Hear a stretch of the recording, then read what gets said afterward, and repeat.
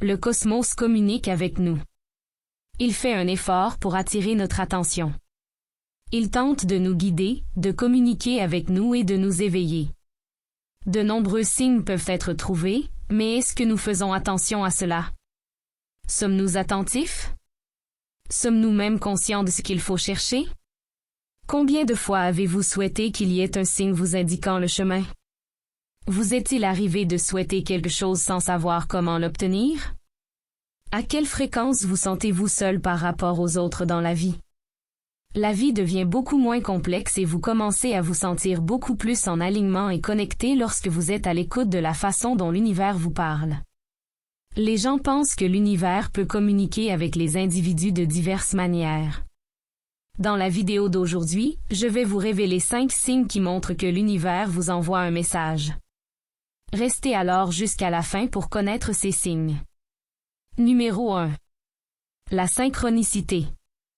Le concept de synchronicité a été introduit pour la première fois par Carl Jung, qui croyait que certains événements ou expériences étaient liés d'une manière significative qui va au-delà du pur hasard ou de la coïncidence. Parmi les exemples de synchronicité, on peut citer la vision répétée d'un certain nombre ou d'un certain symbole, ou l'expérience d'une coïncidence significative dans votre vie, comme le fait de tomber sur un vieil ami de manière inattendue. Selon Jung, la synchronicité est un moyen pour l'univers de communiquer avec les individus en leur fournissant des événements ou des expériences significatives qui peuvent les aider à mieux comprendre leur vie. Numéro 2. L'intuition. L'intuition est la capacité de savoir quelque chose sans être capable d'expliquer comment vous le savez. Elle est souvent considérée comme une connaissance intérieure. De nombreuses personnes pensent que l'intuition est un moyen pour l'univers de communiquer avec les individus en leur fournissant des informations ou des conseils. Par exemple, une personne peut avoir une forte impression ou le sentiment qu'elle devrait prendre une certaine mesure, même si elle ne sait pas pourquoi elle se sent ainsi. Numéro 3. Les rêves.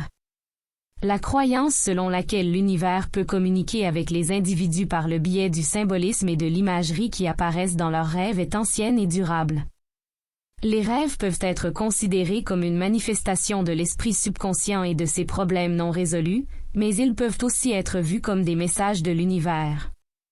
On pense souvent qu'il s'agit d'un moyen pour l'univers de communiquer avec les individus en leur fournissant des informations, des conseils ou même des avertissements.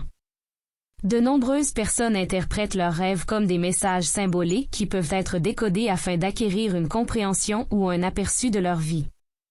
Numéro 4. Les numéros. Les gens croient également que l'univers peut communiquer avec les individus par le biais de signes tels que des chiffres, des couleurs ou des images que l'on rencontre régulièrement dans la vie quotidienne. Par exemple, le fait de voir le nombre 1111 ou 444 de manière répétée peut être considéré comme un signe d'orientation de l'univers. Ces signes peuvent être considérés comme une forme d'orientation, de réassurance ou d'encouragement dans certaines situations. Il convient de noter que certaines personnes accordent plus de foi à ces signes que d'autres, et que l'importance de ces signes peut varier d'une personne à l'autre. Numéro 5. La médiumnité.